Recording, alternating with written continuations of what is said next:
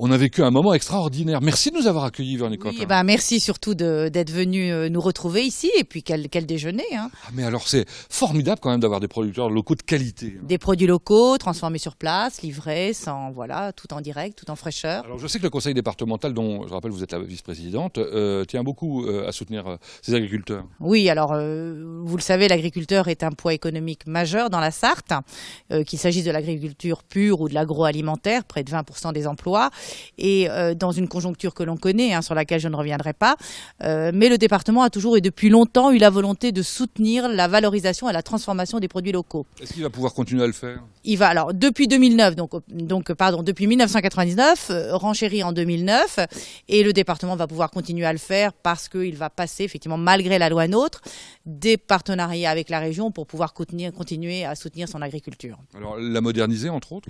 Alors la moderniser, les actions sont nombreuses. Hein. Il en va de la modernisation des exploitations, la mise aux normes.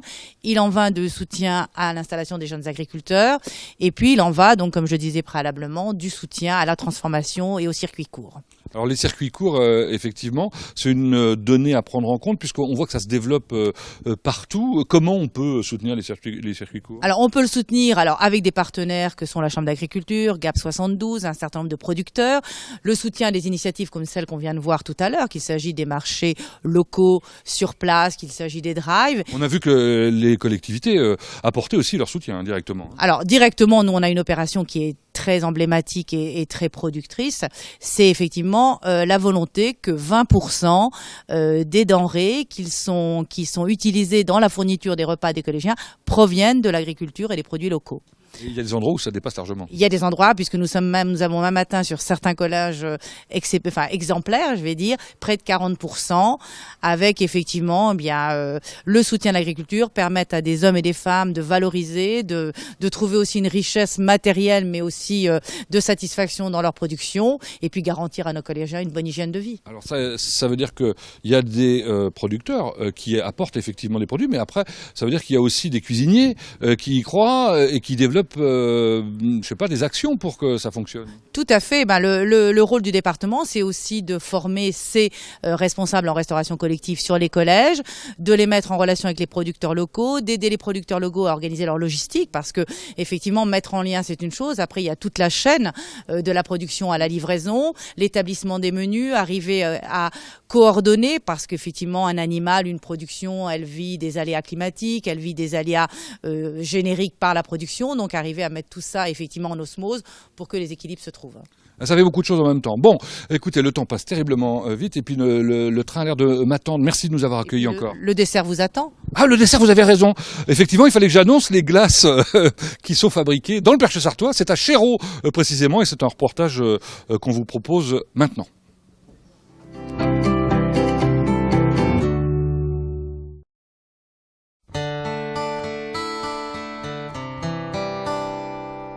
Il y a une dizaine d'années, dans ma recherche de projets de transformation, j'ai rencontré un agriculteur mayennais, anglais d'origine, qui se séparait de son matériel.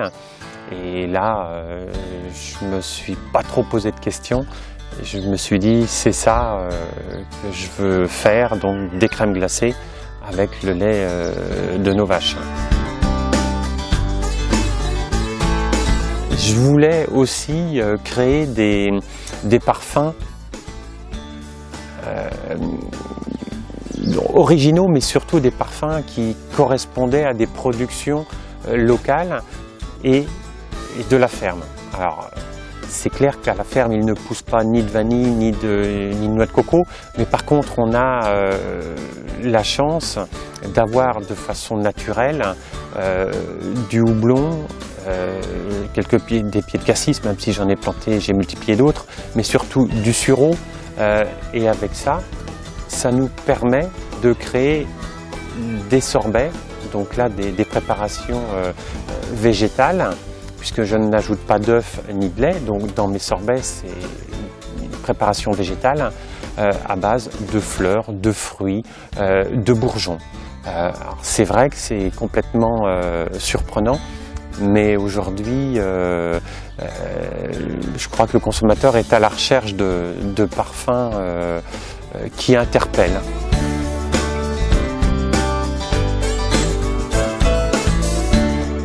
Le lait, c'est une substance très complexe qui n'est pas figée dans le temps. La vache, quand elle met bas, elle n'a pas un lait d'une composition donnée du premier jour où elle donne naissance jusqu'au dernier jour de sa lactation. Ça varie en fonction de sa santé, de ce qu'on lui donne à manger, des saisons. Donc c'est là où aussi mes glaces peuvent avoir un goût légèrement différent d'une fois à l'autre, d'une saison à l'autre. C'est ce qui fait le charme de nos glaces, puisqu'elles sont en phase avec la réalité de la nature.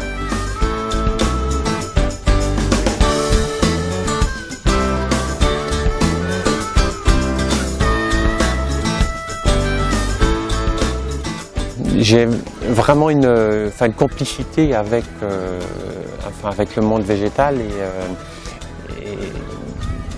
et donc cette satisfaction de pouvoir utiliser du sureau, du houblon, de l'angélique, enfin voilà, des plantes que plus personne regarde, que la plupart coupent parce que ça fait partie des mauvaises herbes.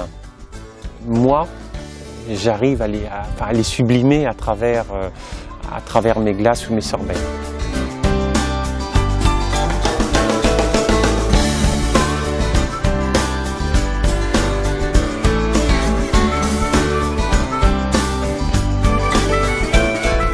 Après 10 ans d'expérience, je me rends compte pourquoi si peu d'agriculteurs font de la glace, parce que c'est vraiment compliqué techniquement.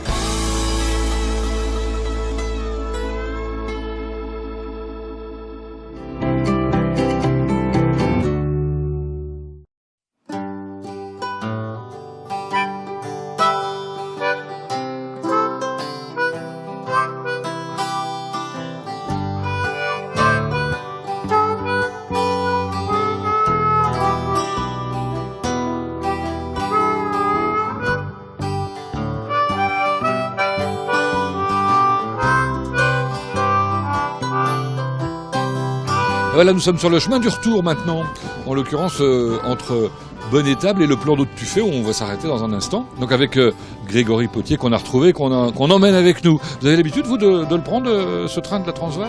Avec plaisir, hein. C'est vrai qu'on bénéficie de ce patrimoine ferroviaire sur le territoire du Perche sartois et c'est avec plaisir qu'on monte dans l'autorail ou dans le train à vapeur pour parcourir ce bout de territoire entre Bailly et Bonne-Étable.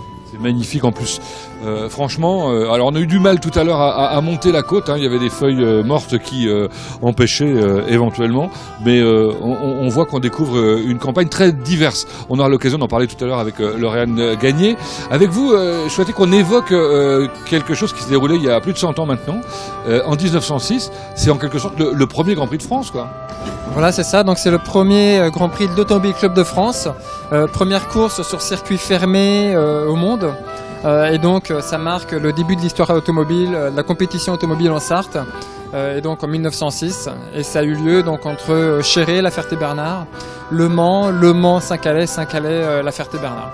Alors, en l'occurrence, ça s'est couru sur une douzaine d'heures. Et ça a été une folie à l'époque, évidemment. C'était un événement. Alors oui, c'était voilà, les voitures du futur de l'époque, effectivement. Et avec des pilotes qui emmenaient leur voiture sur des vitesses de pointe de 140-150 km/h et sur 1200 km de circuit parcouru en 2 jours, une moyenne de 100 km/h donc réalisée par le vainqueur, Ferenc 6 sur une Renault à l'époque.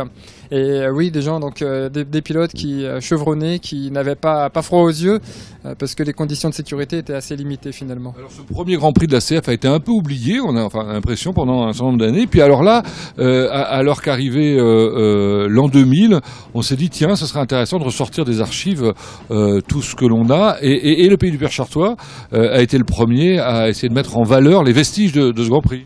Voilà, on a la chance de bénéficier de ce patrimoine sur le territoire et c'est vrai que l'Automobile Club de l'Ouest, une association aussi, le comité de sauvegarde du Grand Prix 1906 et le Perche-Sartois avaient à cœur de commémorer cet événement qui a marqué toute l'histoire automobile en Sarthe. Et donc aujourd'hui, on a réalisé une exposition permanente qui permet pour les personnes qui souhaitent parcourir cet itinéraire de redécouvrir l'histoire de ce circuit, de la compétition, des pilotes et des écuries qui ont participé. Et cette exposition, on peut la voir où ? Alors c'est dans chaque village traversé, en fait, il y a un totem commémoratif sur lequel sont présentées des cartes postales, des photos réalisées au moment de la course en 1906. Et puis il y a des informations qui sont proposées sur les écuries, les pilotes, le déroulé de la course, enfin voilà. Et puis il a été édité ce guide là qui est absolument magnifique, qui raconte l'histoire. Voilà, c'est un peu le roadbook finalement sur ce circuit entre les différents totems qui apporte à la fois de la formation sur l'histoire du Grand Prix et puis qui permet aux personnes aussi de se diriger et d'aller sur chaque point valorisé par l'exposition permanente. Bien, je pense qu'on va bientôt arriver au plan d'eau de Tuffet. Deux mots, de toute façon on en parlera peut-être avec Lauriane dans un instant, vous êtes venus avec vos documentations évidemment. Le guide de la rando du Perche-Sartois, 42 circuits carrément pour découvrir le pays du Perche-Sartois. Oui, on a beaucoup de chemins creux, on propose de belles randonnées à la découverte du patrimoine architectural et paysager du territoire. Et la randonnée, c'est bien sûr un outil, un moyen de découvrir le Perche-Sartois. Et on avait à cœur aussi de valoriser cette activité auprès des pratiquants et des personnes qui découvrent la randonnée au gré de leurs envies un dimanche après-midi ou autre. Encore une fois, j'y reviendrai tout à l'heure. Bon, en attendant... On arrive dans un instant donc au plan d'eau de Tuffet, mais je vous propose de partir un peu plus loin sur une autre aventure de rail. En l'occurrence, à Semur-en-Vallon, ça s'appelle notamment le musée au train, avec un monsieur, décidément, ils s'appellent tous Potier dans le coin, avec un monsieur Potier. Vous êtes dans le Semurois, votre visite est de bonne aloi. C'est ce qui est écrit à l'entrée de Semur-en-Vallon. Qu'est-ce qui se passe à Semur-en-Vallon ? Eh bien, il y a un train, pas comme les autres, différent de celui que l'on vient de quitter. C'est celui de Christian Potier, en l'occurrence le musée au train. Bonjour monsieur Potier. Bonjour Monsieur Brulon. Merci de nous accueillir dans cet endroit alors tout à fait étonnant qui existe depuis combien de temps ? Alors on a commencé ici en 1968. On est un des plus anciens trains touristiques de France. Et en perpétuelle évolution, on est en plein travaux là. On est en plein travaux, mais on n'avait pas bien le choix. De toute façon, vers 99-2000, on a failli mourir. Donc voilà, il a fallu remonter les bretelles et puis voilà, faut y aller. Il fallait se mettre aux normes. Il n'y avait rien à faire, on n'avait pas le choix. Alors, on a peu de temps pour dire beaucoup de choses, d'accord ? On va essayer de découvrir ce que c'est que cet étonnant endroit où les rails sont moins larges que les rails SNCF classiques. Tout à fait, nous on est en voie Decauville, inventée par Paul Decauville en 1875, et c'est des voies de 60 cm de large, au lieu d'1,43 m la voie SNCF. Et ça n'empêchait pas que ces voies-là étaient des voies sérieuses puisque ça transportait des voyageurs. Ça transportait au départ pas des voyageurs puisque c'était industriel, mais ça a aussi transporté beaucoup de voyageurs. D'ailleurs, l'anecdote veut qu'il y a eu 6,5 millions de visiteurs transportés à l'exposition universelle de 1890.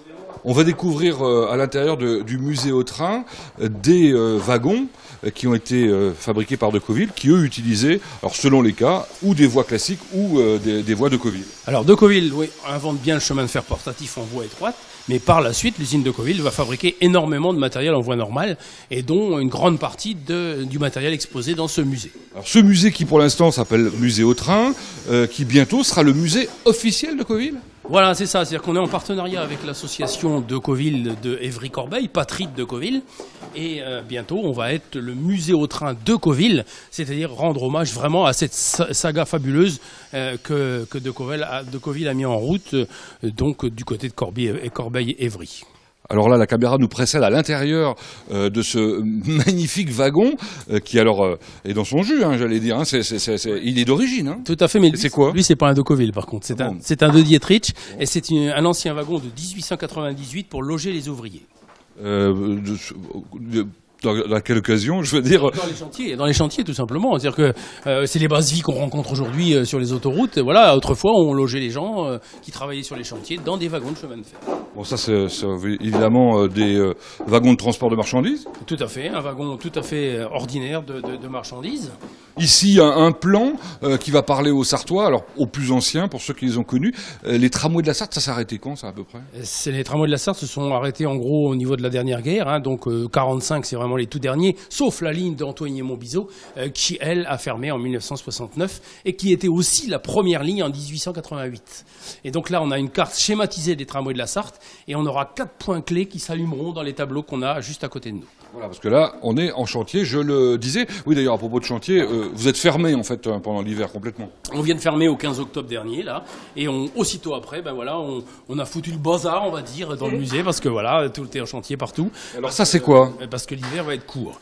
Là, c'est une voiture de la Flèche d'Or, qui est un train qui faisait Londres-Paris dans les années 1920-1930. C'est une voiture salon, et c'était un train de luxe, bien sûr, pas par le tunnel à l'époque, par le ferryboat, puisqu'il n'y avait pas le tunnel.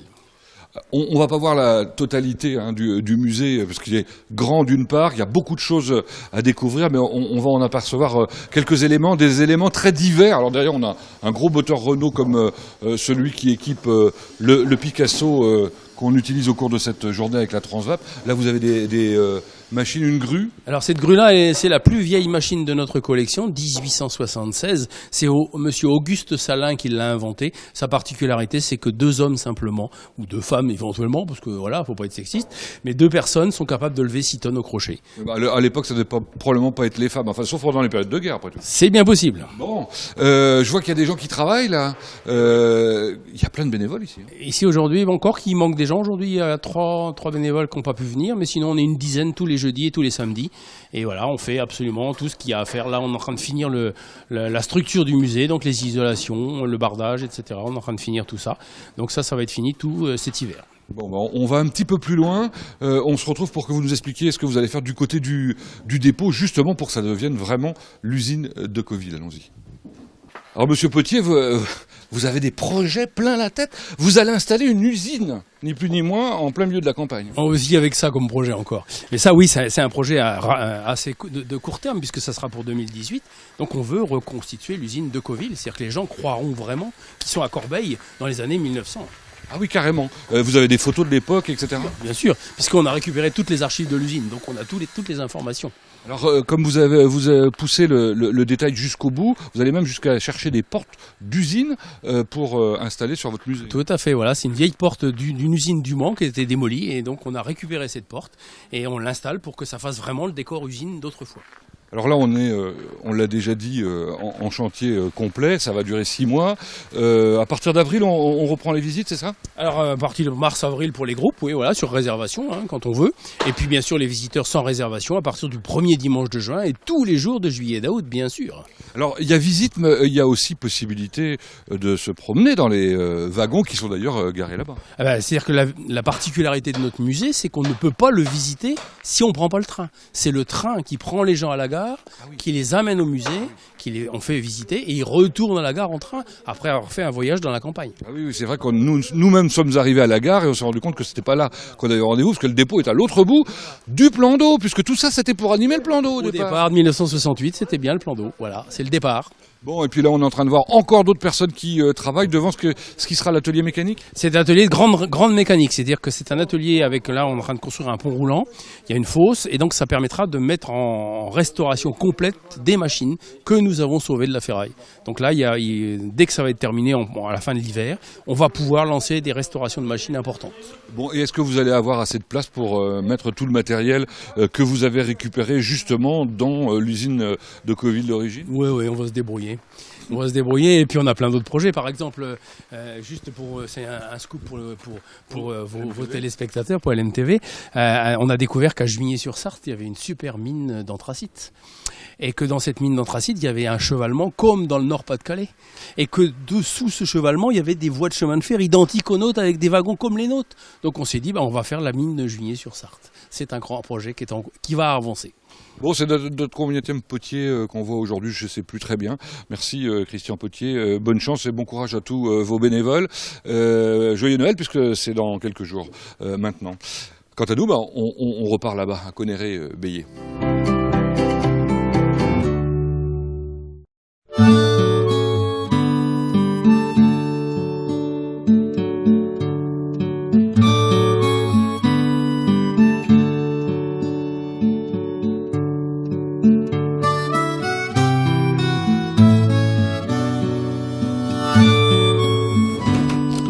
Dernière découverte, dernière gare, il s'agit du plan d'eau de Tuffet. C'est Lauriane qui nous accueille. Bonjour. Bonjour. Alors, vous êtes la collègue de Grégory ? Exactement. Bon. Quelle est votre fonction ? Alors je suis guide pour le pays du Perche sartois et particulièrement en charge du service éducatif. Parce que le pays du Perche sartois, faut pas l'oublier, c'est un pays d'art et d'histoire. Exactement, vous faites bien de le préciser. Bon, on va essayer de découvrir ensemble justement tous les atouts du Perche sartois.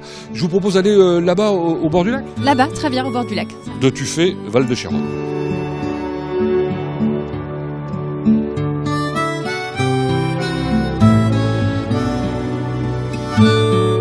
Alors nous voilà confortablement installés avec Lauriane. Alors d'abord on est dans un endroit absolument merveilleux. Ça c'est la caractéristique du Perche sartois, des paysages très variés.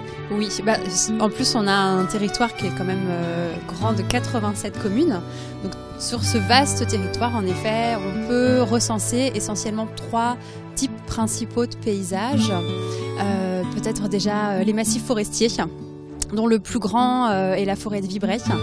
Et bien que ça soit une propriété privée, on peut le visiter et s'y promener. Elle est ouverte à la promenade. Ensuite, les paysages de bocage. On en a vu d'ailleurs le long de notre Mamers-Saint-Calais, le long de la voie ferrée. Mais oui, exactement. Alors là, on le retrouve encore. C'est vrai qu'il a un petit peu disparu. Mais c'est vrai que le bocage, avec ses haies vives, l'intérêt était vraiment de pouvoir avoir un lieu clos, à la fois pour la culture des céréales, mais aussi pour l'élevage. Donc on a une forte tradition d'élevage dans le secteur. Et puis c'est vrai que ces haies, elles fournissaient en plus des ressources, des fruits, du bois de chauffage, etc. Donc c'est vraiment un appui important. Alors donc les forêts, le bocage, et le troisième alors ? Et le troisième, vous avez raison, ça va être le paysage autour de la vallée de l'Huine. Voilà, l'Huine est une rivière qui traverse surtout le nord du pays et du pays du Perche sartois. Et en fait, autour de la vallée de l'Huine, on a un paysage assez plat, dégagé, qui en fait est un paysage de prairies humides.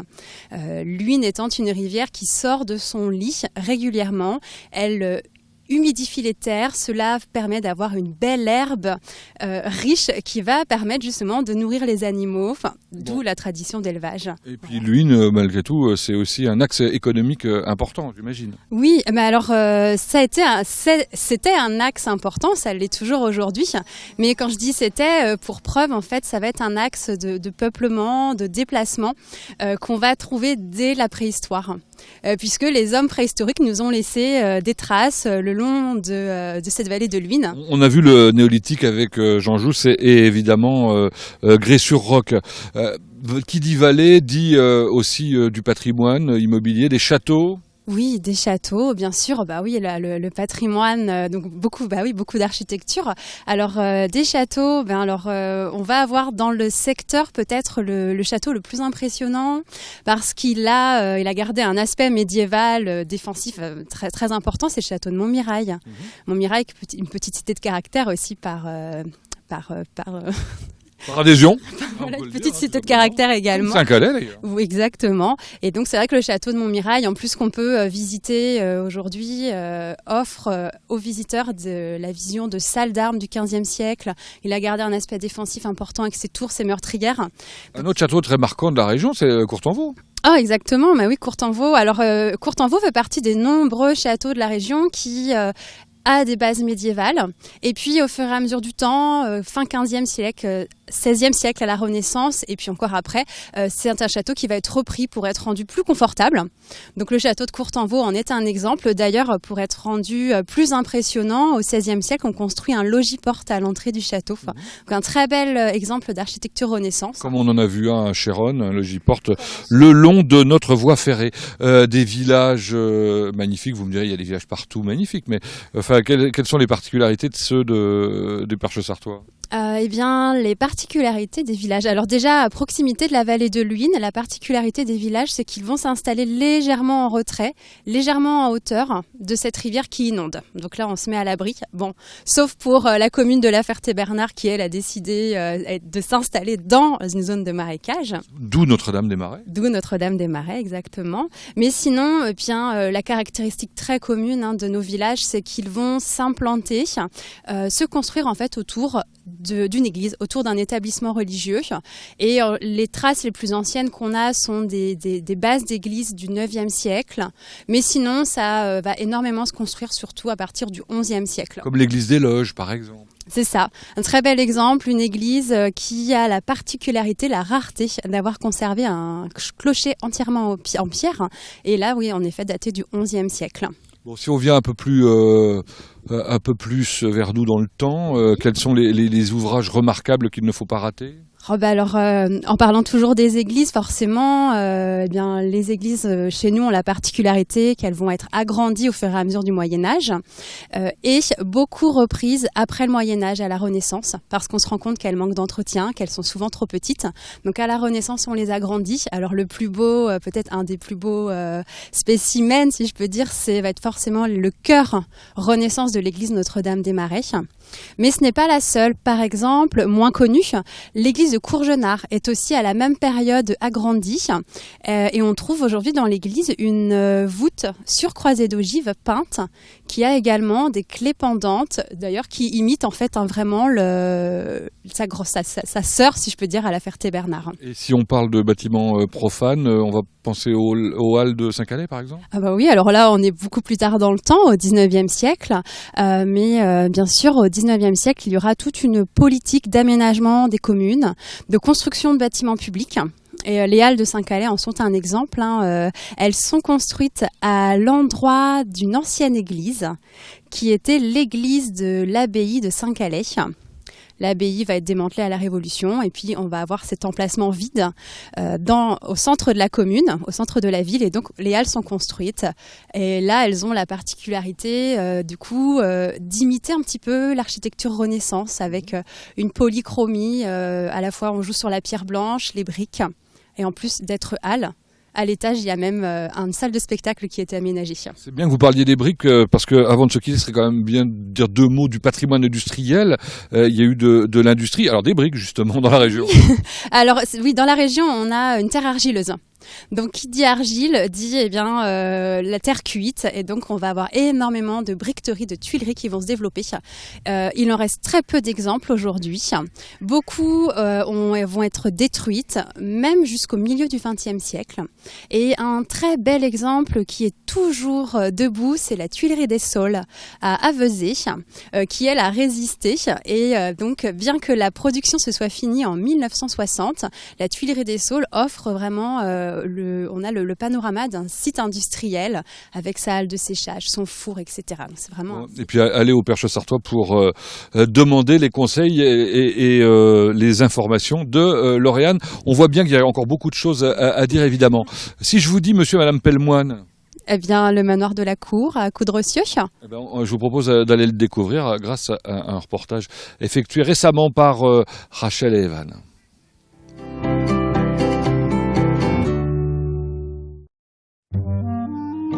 En 1532, la famille de Lavove, René de Lavove, achète ce manoir à la famille de Maine.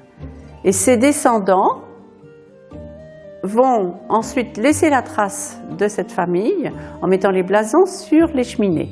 Il y a des traces dans ce manoir défensives, puisqu'il y a 6 meurtrières qui sont réparties de chaque côté des tours, mais étant donné que c'est une maison qui a été repensée dans la deuxième moitié du XVIe siècle, elle a plus un caractère d'asseoir une autorité que vraiment défensif. En 2000, on décide de quitter là où on habitait avant, c'est-à-dire Rouillon, une petite maison de lotissement où on se trouvait malgré tout très très bien pour des questions de commodité. Nous sommes venus voir cette maison très austère, très austère. Je souligne ça parce que c'est important, parce qu'à l'extérieur, elle ne donnait pas envie d'y entrer. Et on a fini, en faisant différentes propositions, par acheter ce bien. Donc voilà, mais pour l'espace et pour l'histoire. On s'est approprié les lieux en amenant des petites modifications pour améliorer le confort de cette maison. Plus tard, on a pensé restauration. Et tout ça, ça s'est fait progressivement parce que nous nous sommes intéressés aux bâtis anciens.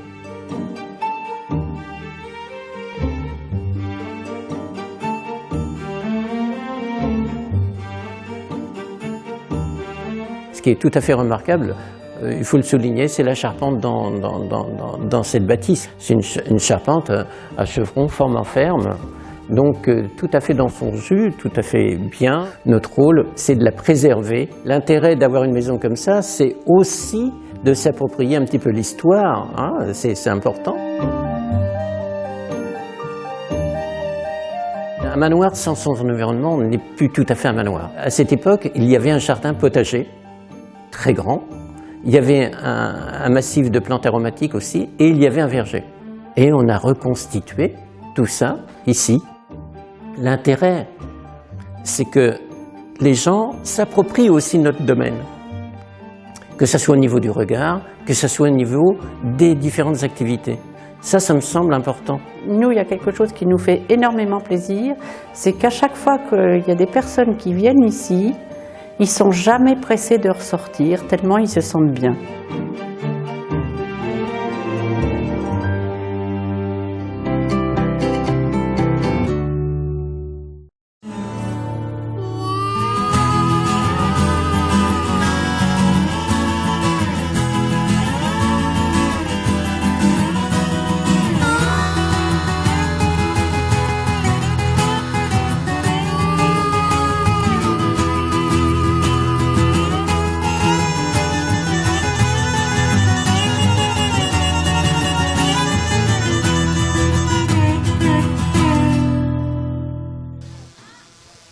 Toutes les bonnes choses ont une fin, hélas. Bon, Yves Bastin, dites-nous deux mots, parce qu'on n'a pas beaucoup parlé ce matin, de ce magnifique engin, la Chéronne. La Chéronne, locomotive de 1923, qui est opérationnelle, hein, qui a roulé tout l'été, et puis qui va bientôt rentrer en entretien pour l'hiver, bien entendu, parce que ce genre de vieille dame mérite évidemment beaucoup de soins. Bon, ils ont travaillé dessus toute la journée, là? Toute la journée, tout à fait. Et ça, c'est tous les mardis, on bosse sur tous les engins. Nous accueillons tous les bénévoles de bonne volonté, pas besoin d'être déjà spécialiste de la chose ferroviaire. Nous formons nous-mêmes nos bénévoles. Bon, ce qu'on n'a pas vu ce matin, c'est cette expo, c'est une expo permanente? C'est tout à fait une exposition permanente, c'est quelque chose qui a été mis en place par le département de la Sarthe, qui relate à la fois l'histoire du Mamers Saint-Calais et l'histoire de la Transvape avec ses heures et ses malheurs. Bon, il y en a beaucoup des malheurs? Malheureusement, il y en a eu un gros en 1997 quand l'atelier d'entretien du matériel a brûlé. Ah oui, mais alors ce que vous n'avez pas vu peut-être, c'est que ça a été refait. Mais alors à l'identique de l'époque, c'est magnifique. Hein. C'est un très beau bâtiment et il est parfaitement opérationnel. Les chantiers, c'est quelque chose d'important. Et justement, des chantiers, il y en a en permanence pour comment dire, entretenir. Alors l'entretien de la voie, on ne peut pas rouler. Voilà, voici Gaël Perron, Gaël Cariou, qui est responsable donc du chantier d'insertion, qui nous fait l'entretien de la voie ferrée, de l'infrastructure. Voilà, bonjour Gaël. Bonjour. Alors, un chantier d'insertion, ça veut dire que ce sont des personnes qui sont en réinsertion, qui travaillent? On va dire que ce sont des personnes en insertion. Pour nous, l'insertion égale travail. Donc nous accueillons actuellement 11 salariés qui travaillent à l'entretien de la ligne de chemin de fer en collaboration avec la Transvape. Les bénévoles de la Transvape qui nous ont effectivement accompagnés depuis 2015 parce que nous avons repris ce chantier depuis 2015. Uniquement ça ou il y a d'autres travaux qui sont faits à travers ce chantier? On fait également tout ce qui est entretien espace vert des 3 gares, de celle-là principalement parce que c'est le lieu d'accueil de tous les clients, de tous les passionnés aussi au niveau du chantier. Et à côté de ça, les salariés sont accompagnés avec une accompagnatrice accompagnatrices socio-professionnelles qui les aident justement à résoudre tout ce qui est problématique sociale, mais également les accompagnent sur leurs projets professionnels pour pouvoir sortir du chantier d'insertion. J'imagine que, évidemment, ça doit être plutôt sympa de travailler dans un chantier comme celui-là. C'est plutôt très agréable aussi bien pour eux que pour nous, parce que nos locaux, nos bureaux sont effectivement à l'étage de la gare que vous voyez là, et on est accueillis par l'association Transvap depuis 1 an, bientôt 2 ans. Je précise quand même que si l'ambiance est sympathique et chaleureuse, le travail, lui, n'est pas toujours facile. Car travailler sur la voie ferrée en plein hiver, quand il faut changer des traverses, c'est pas un travail de tout repos. Hein. Et ça arrive régulièrement? Tous les hivers. Ouais. Toute l'année, ils travaillent effectivement au changement de traverse, tout ce qui est petit entretien courant de la ligne de chemin de fer. S'il y a une problématique aussi éventuellement, il peut y avoir aussi des urgences. On intervient aussi en mettant une équipe à disposition. Et, ça vous empêche pas, cela dit, de partir quand même. Je l'ai vu ce matin dans le Picasso. C'est un Picasso qu'on a utilisé. Le Picasso. Vous êtes parti quand même avec ce qu'il fallait pour couper les branches, au cas où au dernier moment on tombe sur quelque chose qui serait tombé sur la voie, par exemple. Bien entendu, nous sommes en automne, il y a eu du vent, il y a eu de la pluie, il peut y avoir des branches qui retombent. Bon, ça, je dirais, c'est très courant, hein, c'est classique. Bien, on va pas se quitter comme ça quand même. J'ai l'impression qu'il y a des petites choses intéressantes à découvrir à l'intérieur. Vous avez fait une surprise? Je ne sais pas, peut-être. Le Perche sartois, allons-y. plein de ressources. On va voir. Et ben voilà la surprise. Bah dites donc, c'est sympathique l'accueil chez vous. Mais le pays du Perche sartois fait très bien les choses. Surtout quand on s'en va, en l'occurrence. Mais bon, en tout cas, Monsieur Bastin, merci beaucoup. Je vous connais, vous, Sophie Meulemans, bonjour. Bonjour. Alors, comment s'appelle la ferme déjà? La Grande Malpougère à Saint-Jean-des-Échelles. Bon, on en parle dans un instant parce que vous n'êtes pas venue toute seule, vous êtes venue avec Fanny, bonjour. Bonjour. Fanny Pelletier, des vergers de Fanny? Oui, les vergers de Fanny. Bon. Alors, vous êtes des productrices, en l'occurrence locales. Et vous, votre spécialité? La distillation de fruits, de cidre. De toutes sortes de fruits. De toutes sortes de fruits. Et puis la fabrication de cidre, bien évidemment. Ça, c'est sympa. Alors, c'est pas obligatoirement ce qui est le plus original, cela dit. Ce qui est le plus original, c'est cette petite chose-là que je découvre. C'est quoi? C'est une corme. C'est-à-dire? C'est un petit fruit qui vient du cormier, que l'on ramasse en ce moment. Et avec la corme, nous faisons de l'eau de vie. Alors, ce sont de vieux arbres. Il y a une association en Sarthe qui les a recensés. Donc, on en a environ 500 en Sarthe. Donc c'est un arbre qu'on essaie de préserver, c'est assez rare, c'est un bois très dur, donc je dirais très précieux, et nous on en fait de l'alcool, assez original. Ben voilà une très bonne idée. Bon, je vois donc du jus de pomme, du cidre, du confit de cidre. De la gelée faite avec du cidre. On la consomme comme une confiture, mais on peut la mettre sur une tarte aux pommes, sur une crêpe, sur des pommes au four, sur déglacer une viande blanche par exemple, à la sauce. Et on fait des toasts avec un petit peu de confit, une petite tranche de fromage de chèvre bien de chez nous, sous le grill, et c'est excellent. Ah ben voilà, vous donnez envie. Quels sont tous les fruits que vous cultivez alors dans votre verger? Alors qu'est-ce que l'on en a? Des mirabelliers bien évidemment, du coing, de la Sainte-Catherine qui est une prune aussi, qui a très très bonne eau de vie, de la Reine Claude, des poires William. Je crois que j'en oublie. Vous m'en direz tant.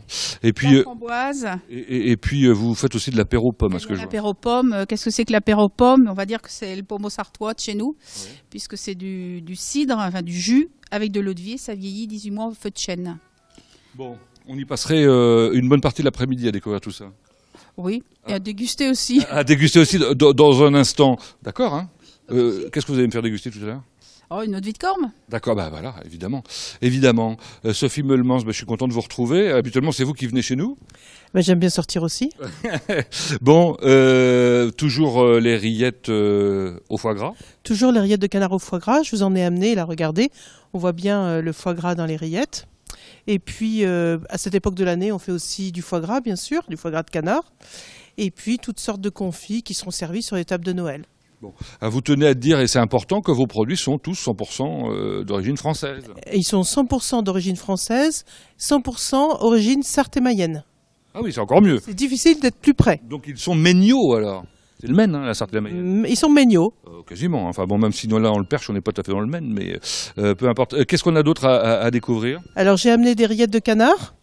Une version plus simple des rillettes au foie gras, des terrines de canard aux noisettes, et puis pour faire sauter tous les légumes de cette saison fraîche, de la graisse de canard qui s'accommode avec tous les plats. Bon. On trouve ça où alors? Nous sommes installés dans une exploitation agricole qui est à Saint-Jean-des-Échelles. Elle s'appelle la Grande Malpougère et on est ouvert tous les jours. Carrément? Tous les jours. Tous les jours. Matin et soir. On vous trouve sur Internet aussi, j'imagine? On nous trouve sur Internet, bien sûr. J'ai oublié de vous demander à Fanny, vous aussi, on vous trouve sur Internet? Oui, aussi, oui, bien sûr, oui. La distillerie Cidrerie Pelletier. Bon, et puis pour la petite histoire, on peut même loger chez vous. Hein. Ah, on peut loger chez moi, oui, si on veut. C'est-à-dire que moi, j'ai pas une gare avec des trains, mais j'ai une ancienne gare marchande qu'on a restaurée et transformée en salle de réception. Sympa. C'est sympa, mais j'ai la maisonnette de gare, la gare marchande, il n'y a pas de train. Le dernier a circulé en 38. Donc... Bon, messieurs, vous savez ce qu'il vous reste à faire. Hein. Voilà. Écoutez, Monsieur le Président, on va se dire au revoir là-dessus sur peut-être une petite dégustation. Hein, d'eau de vie de Corme, vous avez déjà eu l'occasion de boire ça? Je ne connais pas du tout. Mais vous savez, on apprend à tout âge. C'est comme pour conduire les trains. Ça s'apprend à tout âge. Merci de nous avoir accueillis en tout cas. Et puis félicitations à vous tous, mesdames, messieurs, du travail que vous faites, qui est absolument magnifique. Ce sont tous ces messieurs, dames, effectivement, qui bénévolement passent des journées entières, merci beaucoup, à entretenir tout ce beau patrimoine sartois. Voilà, c'est ainsi que se termine ce 100% Sarthe au fil du rail. Heureusement qu'on le boit maintenant, pas avant. C'était donc notamment avec la Transvap. Merci d'avoir passé ces 2 heures avec nous. «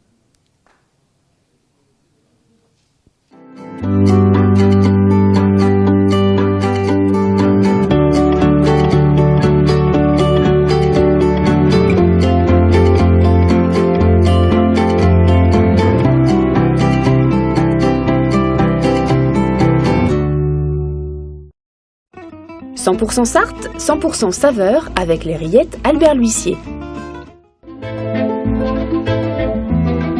Avec le conseil départemental, vivez 100% Sarthe.